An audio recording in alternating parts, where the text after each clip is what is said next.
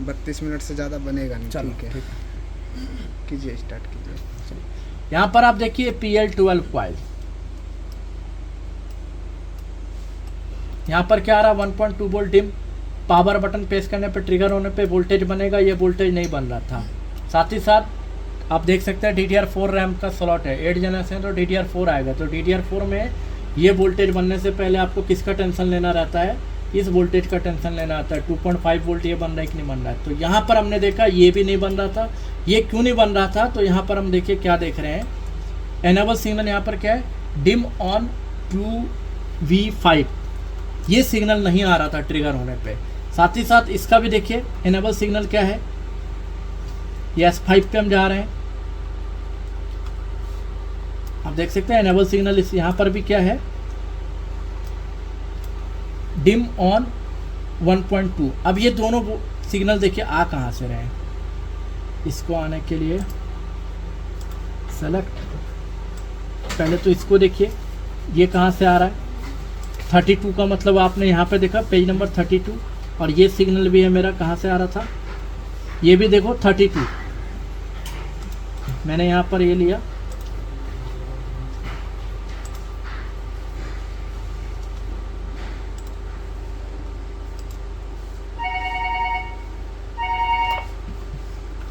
आप देख सकते हैं यहाँ पर कौन जनरेट कर रहा है, ये आयो चिप, ये हमारा क्या है आयो चिप, ENE का 9028 आयो चिप था, आयो चिप को ये जनरेट करना था, आयो चिप ये जनरेट नहीं कर रहा था, मतलब ये था हमारा enabling signal dim on 1V2 जो कि हमारा 1.2 वोल्ट रैम का कॉइल वोल्टेज बनाता, और दूसरा सिग्नल जो था वो हमारा यहीं पर होगा कहीं, कौन सा था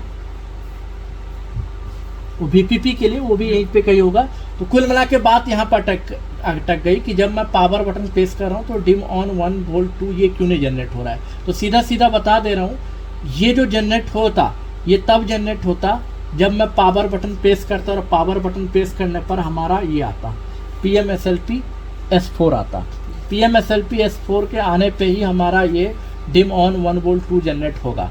तो यहाँ पर केस यही फंस गया कि हमारा PMSLP S4 नहीं आ रहा था, है ना, मतलब कल्प्रिट हमें क्या मिला, कल्प्रिट हमें यही मिला, PMSLP S4 जनरेट नहीं कर रहा था। कौन नहीं जनरेट कर रहा था, PCH।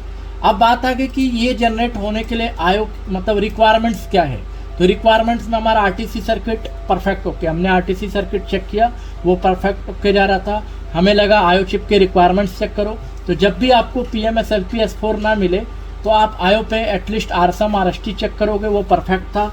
हमारा SIO पावर बटन यहाँ पे जो देख सकते हैं PM पावर बटन, ये भी हमारा परफेक्ट था। कुल मिला के हमने देखा कि हमारा ये परफेक्ट था। आयो चिप से जो सिग्नल जनरेट होना चाहिए था PCH के लिए, ताकि PCH जनरेट करे PMSLP S4, ये हमारा जनरेट नहीं हो रहा था, और ये सारे सिग्नल्स हमारे ओके थे। ये PM पावर बटन हमारा ओके जा रहा था, ये देख सकते हैं RSUM RST ये हमारा ओके जा रहा था, ये दोनों ही हमारे ओके थे। फिर भी हमारा PCH क्या आ रहा था, PMSLP S4 जनरेट नहीं कर रहा था। तो मैंने बोला कि चलो एक बार PCH की सप्लाई भी देख लेते हैं। तो PCH की सप्लाई रिक्वायरमेंट्स अगर आप देखोगे तो वो भी मैं आपको दिखाता हूँ। ये पेज नंबर 32 से लेके 64 तक है, 36 है। PCH की सप्लाई हम इस तरह से चेक करते हैं, कई बार अगर चेक करना पड़ जाए तो कुछ इस तरह से दिखाता हूँ मैं आपको। PCH की सप्लाई पेज पे आता हूँ,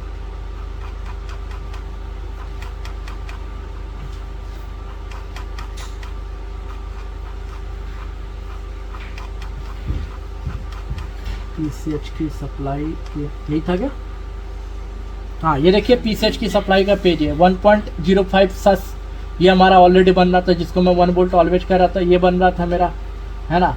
यहीं पर आप देख सकते हैं ये RTC VCC ये बन रहा था 3 वोल्ट, ये 3 वोल्ट सस ये भी हमारा 3 वोल्ट हो गया, 3 वोल्ट कॉइल वोल्टेज।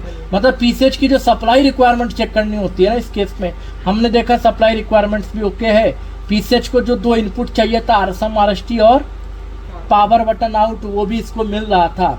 तो कुल मिला के लग रहा था कि आयो तो अपनी तरफ से काम कर रहा। अगर आयो का दिक्कत होता तो ये जो 3 वोल्ट 5 वोल्ट कॉइल वोल्टेज हमें मिलना था वही नहीं मिलता। तो फिर हमारे पास डाउट गया इसके ऊपर। आप यहाँ पे देख सकते हैं ये जो गेमिंग वाले बोर्ड होते हैं ना, उसमें PCH अलग होता है, CPU अलग होता है और मेरा GPU अलग होता है। जो भी गेमिंग के बोर्ड आपको मोस्टली मिलेंगे उसमें PCH अलग से होता है। कई लोग इसको ब्रिज बोलते हैं, हम इसको PCH बोल के कहते हैं कि हाँ हमारा ये PCH रहा।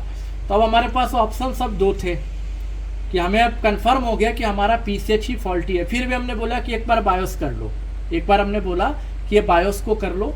कई बार ऐसा हो जाता है कि बायोस की वजह से भी SLP S4 जनरेट नहीं होता, तो हमने बायोस कर लिया। बायोस करने पे भी कोई इफेक्ट्स नहीं पड़ा, मतलब हम फुल्ली तरह से कंफर्म हो गए अब कि जितना टेस्टिंग करना था कर लिया कि अब हमारा ये PCH ही फॉल्टी है। अब PCH फॉल्टी है तो करना क्या है, तो जो हमारे पास ऑप्शन था कि PCH को हम रिफ्लो करें, तो हमने इस PCH को BGA मशीन पे रिफ्लो किया। BGA मशीन दिखाओ, है ना।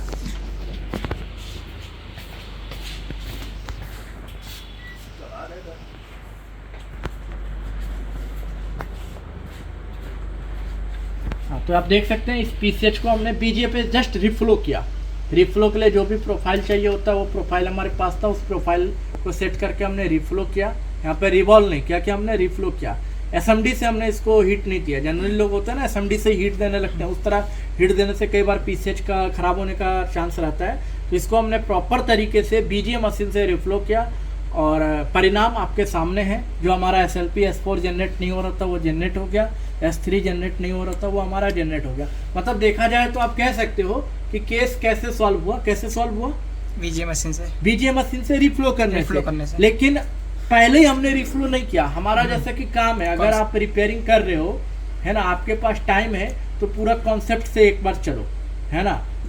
कई बार क्या होता है PCH का फॉल्ट होता नहीं, हम ऐसे ही रिफ्लो कर देते हैं, पता चलता है उसमें PCH की और बैंड बच गई, है ना। कब आपको PCH को हीट करना है वो जानना जरूरी है। जब तक कि आप पूरी तरह से टेस्टिंग नहीं कर लेते तब तक आप PCH को हीट ना करें। तो इस केस में हमने जो भी था PCH तक पहुंचने से पहले की जितनी रिक्वायरमेंट्स थी वो सारी चेक कर ली। अब देखिए क्या था ना, इस बोर्ड में जो पहला जो मैं आपको समझाने की बात किया कि 3 volt 5 volt power button press करने के बाद बनता है, 1.8 वोल्ट पावर बटन प्रेस करने के बाद बनता है, 1 वोल्ट ऑलवेज ये पावर बटन प्रेस करने के बाद बनता है। एक तो उसको समझाना था कि हाँ इसमें बाद में बनता है, और हम कैसे समझें, कैसे श्योर करें कि बाद में ही बनता है, उस चीज़ को मैं डायग्राम के थ्रू आपको बताया, है ना। तो कुल मिला के हमारा ये केस सॉल्व हो चुका है ना। समझाने के लिए आप कह सकते हो कि PCH को हीट करने पे केस सॉल्व हुआ, लेकिन इसको समझना कि आयो पे भी हमने समझा कि हाँ आयो से क्या क्या जनरेट हो रहा है ना। हमने सारा चीज़ इसमें देखा, 3 वोल्ट 5 वोल्ट सारा कॉन्सेप्ट वाइज देखा, और उसके बाद हम फाइनली डिसीजन लिया कि नहीं अब या तो PCH चेंज होगा, और PCH को रिप्लेस करने से पहले, अब रिप्लेस में जाता तो कस्टमर को बहुत ज़्यादा खर्चा लग जाता, है ना। तो हमने बोला कि नहीं चलो एक बार इसको रिफ्लो कर लेते हैं। रिफ्लो करने पे हमारा केस बन गया, है ना। तो यही एक सिंपल सी केस स्टडी थी।